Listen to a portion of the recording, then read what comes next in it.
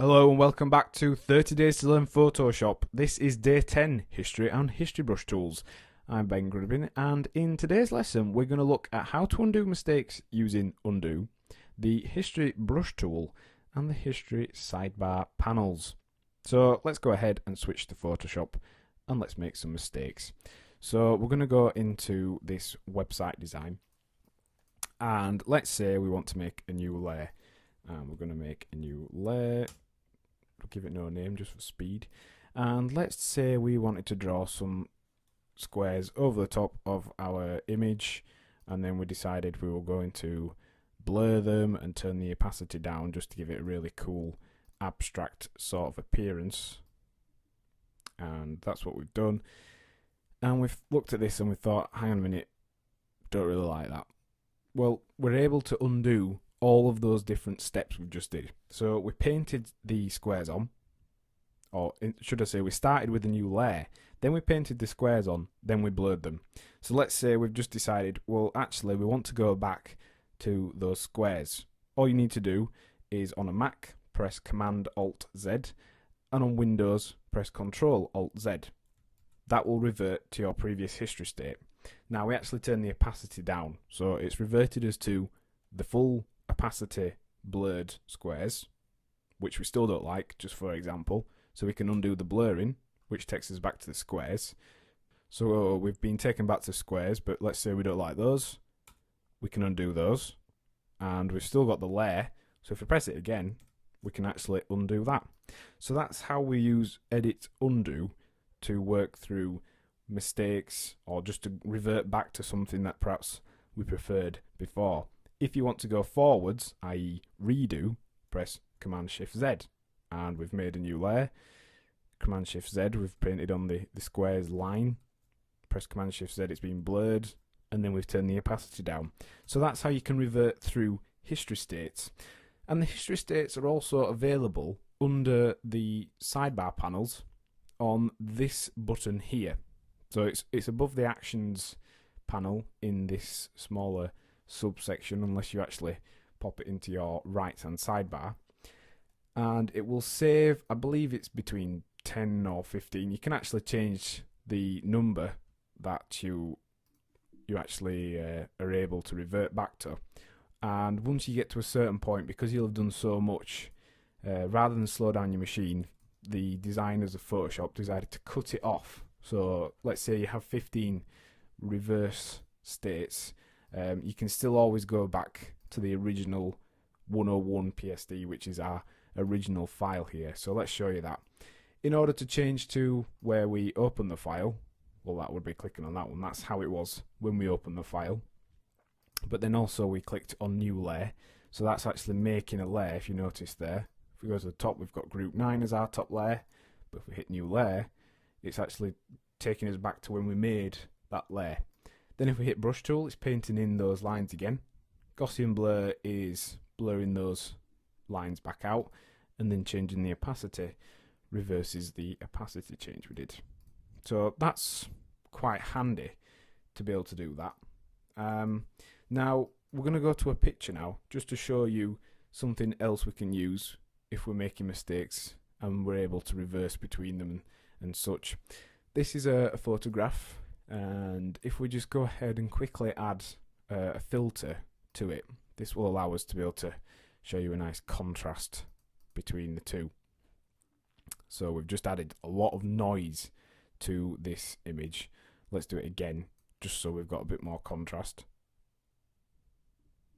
Okay, so we've got a really dark, grungy picture, but perhaps we're not quite happy with that. Rather than just flicking between history states, Photoshop actually allows you to customize and kind of paint out and paint in areas of your original photograph. So to do that, we need to use the history brush, which is accessed by pressing Y. And if you've watched the brush lesson, the previous lesson, we'll actually be able to incorporate some of those ideas into this lesson as well. So this is the brush panel. And the History Brush Tool actually makes use of all the brushes that you have on the machine. They run across the clone stamp tool lots of other tools as well. So it allows you to not only just revert back to the original image, but we can actually revert back in certain shapes as well. So let's just show you that now, just so you can see. The History Brush tool will actually remove this effect that we've added, and we'll go back to the original image. So that is the original image as it was when we opened it. As you can see, it's taking us back to essentially that, but it's painting out that area. Now that is kind of handy, but you can also reduce the opacity and the hardness of your History Brush tool, so you can actually fade in areas and soften it up. And this might help you to start seeing why this tool is used, because you can create really cool dynamic effects very easily and very simply just by using a combination of the brush tool, the History Brush tool, the original state, and painting out the areas we want to highlight here, for example. So it's a very handy tool. It's used a lot on image designs and photographs, because you can just do really cool simple effects very, very quickly.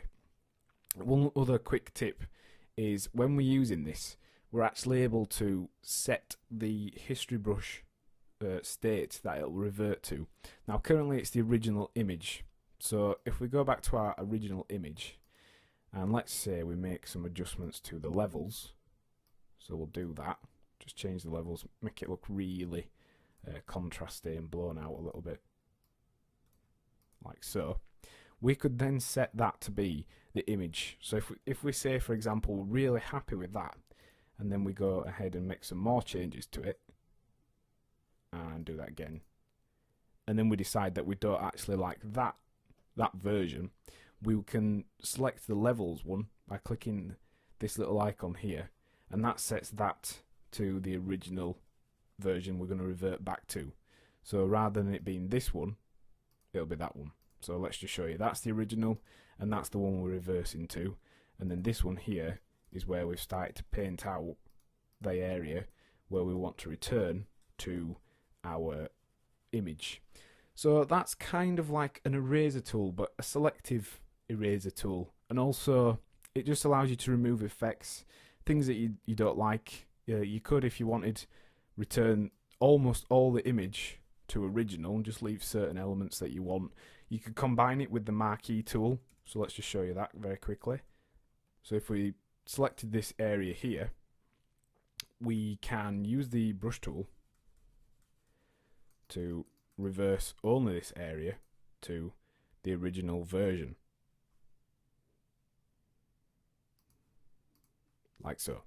So that's a way of using the History Brush tool to reverse to original states and create really cool dynamic effects. So what have we learned in today's lesson? Well, we've looked at the History Brush tool and how to use it and why you'd use it. We've also considered how to undo and redo actions, and then we looked at using the history panel to revert back to states of changes. And your task for this lesson is to practice undoing your previous action using the history panel and returning a section of your work to its original state. Next time on 30 Days to Learn Photoshop, we'll be looking at the eyedropper and colour sampler tools. Thanks for listening.